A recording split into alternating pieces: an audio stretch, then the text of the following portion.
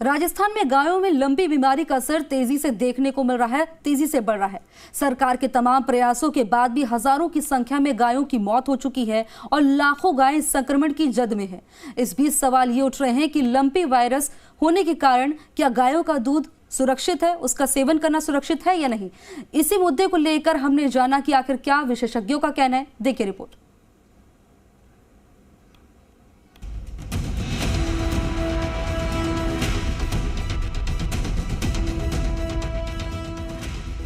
राजस्थान में गौवंश लंपी संक्रमण की जद में है।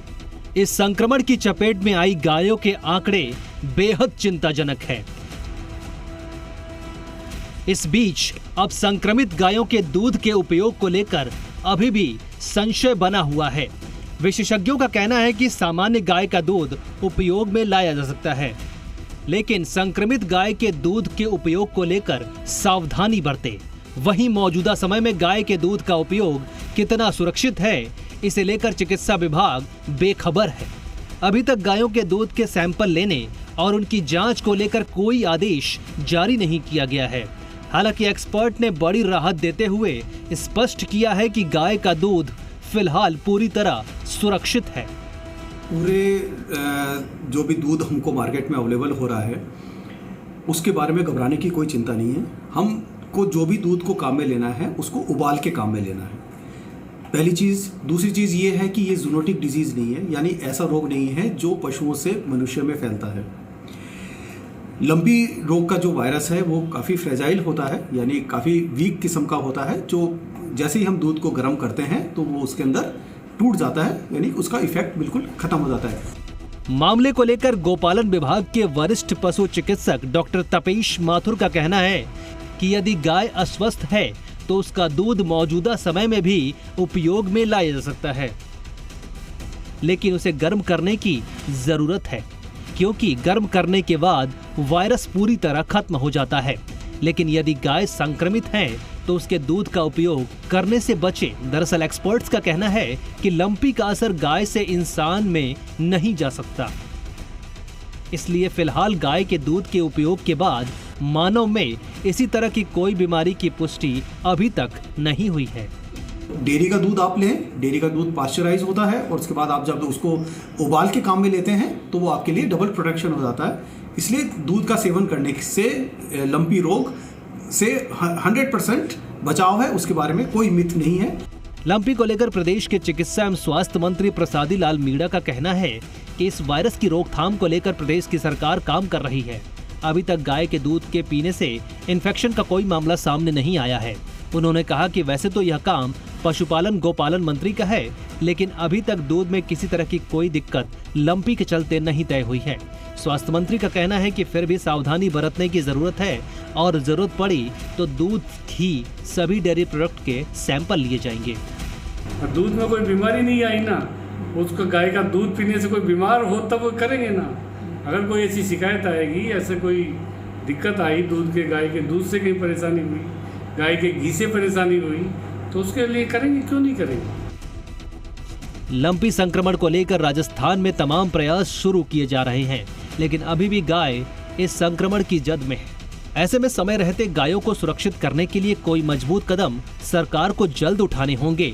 लेकिन फिलहाल आम लोगों के लिए सबसे बड़ी राहत की बात यह है कि लंपी वायरस का असर गाय के दूध पर नहीं पड़ रहा है और गाय का दूध पूरी तरह से इस्तेमाल करने के लिए सुरक्षित है। आशुतोष शर्मा, जी मीडिया, जयपुर। लंपी वायरस का प्रकोप प्रदेश की राजधानी जयपुर के बस्सी उपखंड में भी तेजी से बढ़ रहा है।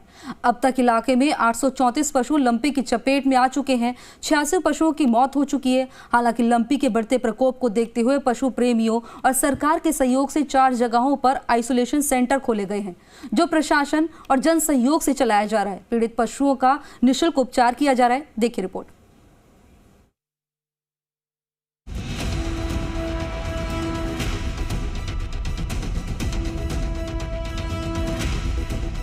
लंपी वायरस का प्रकोप कम नहीं हो रहा है।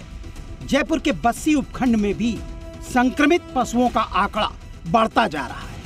हालांकि उपखंड अधिकारी बस्सी शिवचरण शर्मा का कहना है कि राज्य सरकार के निर्देशों के अनुसार बस्सी के चारों कस्बों में आइसोलेशन सेंटर बनाया गया है। ये सेंटर बस्सी, कानोता, तुंगा और बांसखो में है। इन आइसोलेशन सेंटर में लंपी वायरस से संक्रमित आवारा पशुओं को रखकर उनका इलाज किया जा रहा है। जहां पर बड़े कस्बे हैं और आवारा पशु अधिक है, उन 4 बड़े कस्बों में आइसोलेशन सेंटर बनाए गए हैं ताकि जो संक्रमित आवारा पशु हैं उनको वहां रख करके इलाज कर सकें। इसमें ग्राम पंचायत, स्थानीय ग्राम पंचायत और कुछ स्वयं सेवी संस्थाएं सहयोग कर रही है। बस्सी नोडल इलाके में लंपी वायरस का पहला मामला कानेटा गांव में आया था और अब तक 834 पशु लंपी वायरस की चपेट में आ चुके हैं। 86 पशुओं की मौत हो चुकी है। वहीं उपचार के बाद 370 पशु मुक्त हो चुके हैं। 132 पशुओं का लंपी से बचाव के लिए टीकाकरण भी किया जा चुका है। बस्सी में सबसे ज्यादा संक्रमित गांव फालियावास, भोनियावाला, बांसखो हैं। डॉक्टर ओम प्रकाश बैरवा ने बताया कि अगर लंपी वायरस से संक्रमित पशु की मौत हो जाती है तो जिला कलेक्टर के आदेशानुसार पंचायत स्तर पर वैज्ञानिक पद्धति से दफनाया जाता है। हमारे यहाँ नोडल क्षेत्र बस्सी के अंदर पहला केस कानेटा गांव में आया था। उसके बाद अब तक 834 केस संक्रमित हो चुके हैं और 86 की मौत हो चुकी है। 370 रिकवर हो चुके हैं और करीब हमने 132 का वैक्सीनेशन कर दिया है।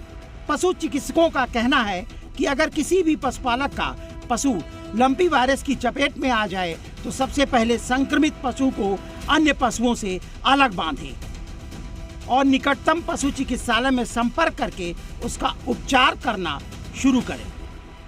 प्रारंभिक तौर पर फिटकरी के पानी से, नीम के पत्तों से उसे नहलाया जाना चाहिए। उसके कुछ देर बाद साफ पानी से संक्रमित पशु को नहलाना चाहिए। संक्रमित पशुओं के बाड़े में सोडियम क्लोराइड का छिड़काव करवा देना चाहिए। अगर कोई पशुपालक का पशु लंपी की चपेट में आ जाता है तो हम उस पशु को जिसमें बीमारी आ गई उसको स्वस्थ पशु से अलग करवा देते हैं और उसकी रोकथाम के लिए है जो से प्रभारी पशु चिकित्सा निकटतम के लिए उनको संपर्क करने के लिए कहते हैं। समाज सेवी सन्नी सैनी ने बताया कि जब से गायों में लंपी वायरस नाम की बीमारी आई है तब से हिंदू गौ सेवा समिति बस्सी के बेसहारा गौवंशों को अलग अलग जगहों से रेस्क्यू करके आइसोलेशन सेंटर में लाया जा रहा है। नगर पालिका प्रशासन और पशु प्रेमियों द्वारा सहयोग करके लंपी वायरस से पशुओं का उपचार किया जा रहा है।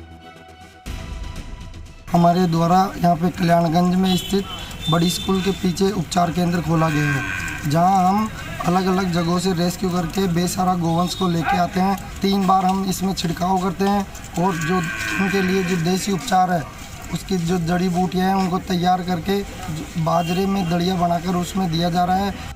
जानकारी के मुताबिक यह वायरस 1 मिनट में 3 किलोमीटर की दूरी तक फैल रहा है।